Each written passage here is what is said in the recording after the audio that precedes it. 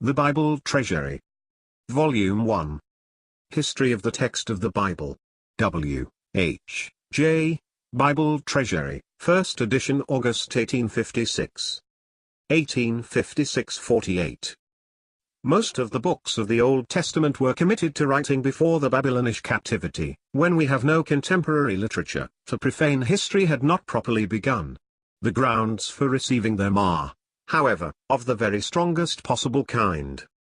For the original delivery of them was from men to whom Jehovah himself had given their commission. They were delivered by prophets and seers, who spoke the Lord's message, and were regarded as those whose authority might not be questioned. Their books also, we doubt not, were held in scrupulous veneration, whenever there remained among the people a sense of the true religion. There were, indeed, seasons, when God and his servants, and therefore their writings also, were despised and forsaken. But even then, there were faithful people who held fast to their scriptures, and who could always restore the books, when the nation returned to its proper allegiance. The longest revolt from Jehovah was that which occurred in the reigns of Manasseh and Amon, when the nation seemed to have quite given up his service. Yet when Josiah commenced a great reform, and search was made for copies of the sacred books, there was found in the recesses of the temple, an authentic copy of the law, whose injunctions the king immediately proceeded to obey. At the return from Babylon, a new era commences. Ezra, assisted by competent scribes, undertook the task of placing the sacred writings upon so sure a footing, that there should be no room for any loss hereafter. Situated as he was, there were ample means at hand, for securing correct copies of the several books, and of forming them into a canon, or authorized volume.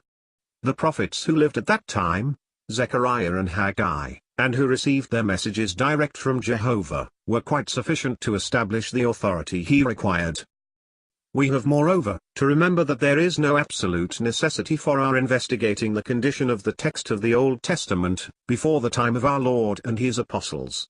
After all, we have only to arrive at a knowledge of what the text was in the days of the first promulgation of Christianity. For we have there, and especially his, infallible mark of approbation fixed on the scriptures as then existing, and it is clear that no possible evidence could be stronger.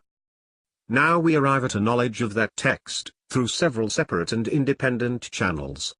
In addition to the original scriptures themselves, in the Hebrew, we have many very ancient translations, some made before the time of Christ, and these reach us quite independently of the original text, so that in any point where they all concur, we have, it is plain, a proof of the most convincing nature, that we have the text, as it existed, before the separation of these several witnesses. And where they differ, as they do in unimportant respects, we have all the more reason for being persuaded of their value.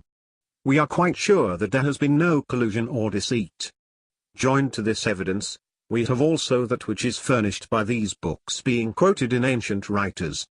They supply us with an additional testimony to the words which they have used. Thus we know that the Old Testament is very frequently quoted in the New. We receive the New Testament through altogether a different source from that whereby the Old comes to us, and we therefore feel sure that if the Christian books report Moses or Isaiah to have said such and such words, and we find the books of Moses and Isaiah, which have been in possession of the Jews, the avowed enemies of Christianity, saying the same words, we have no hesitation in perceiving that we could have no better proof of the fact that those words were actually used. We leave for the present these sources of evidence, and confine ourselves to a consideration of the Hebrew text itself, which has come down to us, almost entirely from the Jews. We spoke, in our last article, of the division of Jews into two great classes. The Hebrews, who spoke or used Aramaic, and the Grecians who spoke and used Greek. The latter seem to have disappeared soon after the publication of Christianity.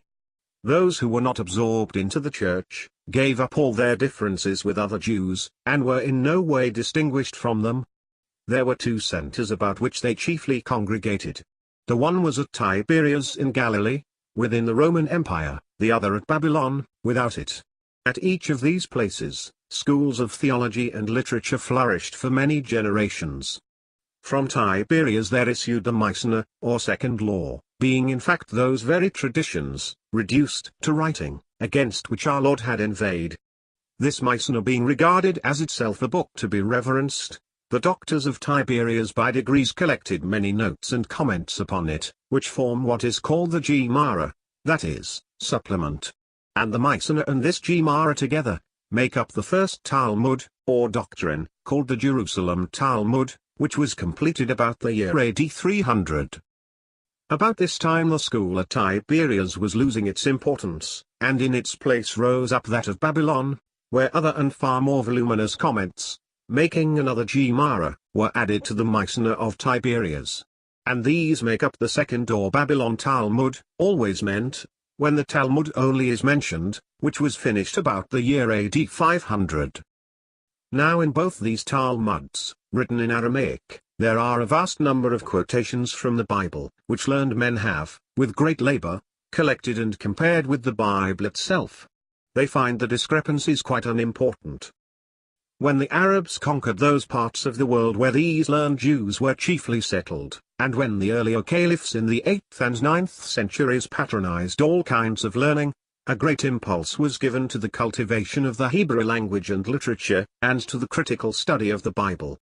A succession of Jewish doctors then flourished in the East, who are styled the Masoretes, because their collection of writings is called the Masorah or tradition.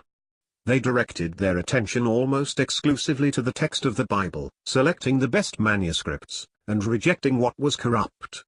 The scrupulous care they took may be judged from the fact that they have counted the number of words, and the number of letters in the Bible or in any particular parts. They have left on record what is the middle word, or the middle letter of the entire book, how many words begin with a particular letter, and many other minute labors of the same kind, trifling indeed, but still showing most remarkably how careful they were of even words and letters. When the Turks overpowered Western Asia in the 11th century, they commenced a systematic persecution against the Jews, broke up their schools, and killed or banished their leaders. The doctors fled chiefly into Spain, where there was still a caliph at Cordova, and to the adjoining provinces in the south of France. Here Ibn Ezra, Maimonides, Kimchi, and others, preserved the learning of the Eastern Jews.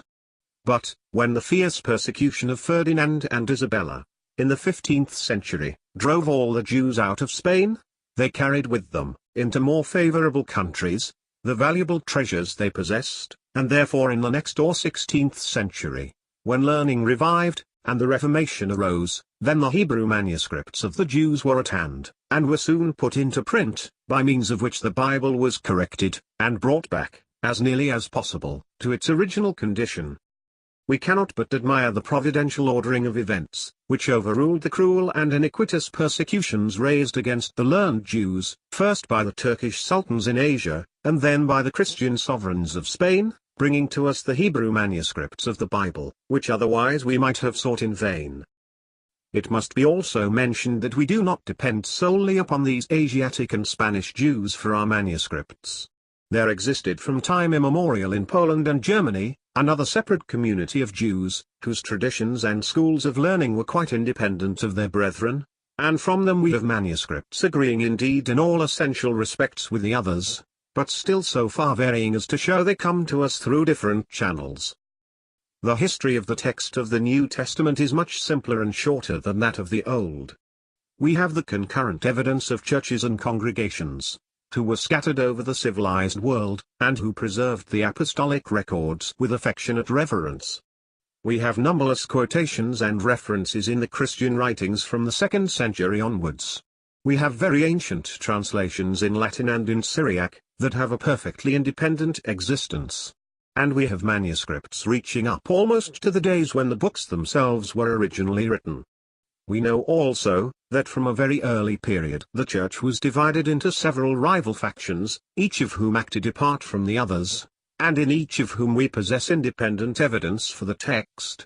And here, as in the case of the Jews, it is impossible not to see how wonderfully God brought good out of evil.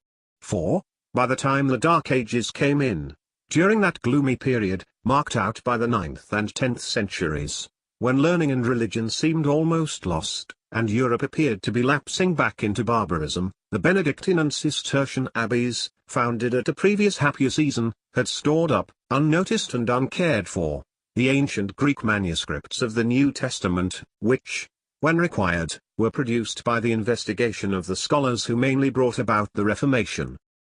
When Constantinople was taken by the Turks in 1453, and the last remnant of ancient civilization destroyed, many scholars fled to the west of Europe, and brought with them a knowledge of the Greek language, till then almost unknown, at the very time when the dispersion of the Jews from Spain was making public the Hebrew tongue. And contemporaneously with these events, that wonderful discovery of printing was made, putting machinery into the hands of men for the preparation of proper copies of the Bible, which would have been altogether wanting a few generations previously. Since that epoch, the libraries of Europe, Asia, and North Africa have been ransacked, and many valuable manuscripts discovered which were then unknown, and the settlement of the text, as it is called, has become the subject of the attention of biblical students. A judgment has to be formed from the variety and abundance of materials that exist, and a text produced that shall be as nearly as possible like what it was when it left the hands of the original writers. And in order to accomplish this, not only have the ancient MSS themselves to be examined, and their comparative value decided, but due weight has to be given to any differences that may appear in the ancient translations, or in quotations made in ancient authors. It frequently happens that the different sources of information vary in particulars, and then a judgment must be exercised as to which is to be preferred. We shall, in future papers, show what these various sources of information are.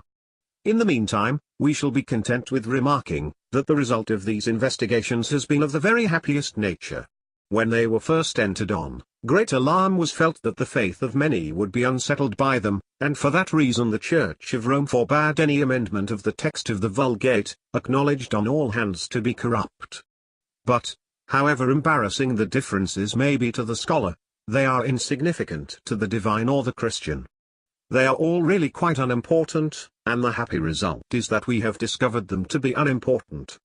Whereas had we refused to look at them, we might have been harassed by a suspicion that we had been imposed upon, and should not have been certain, as we are now, that for all practical purposes, our ordinary Bibles give us what God originally directed the prophet or the apostle to reveal. God sent his book into the world, like all his other blessings, entrusted to human care, and liable to injury from human carelessness. We may be thankful that he has watched over his own gift, and has protected it from all real damage. W. H. J.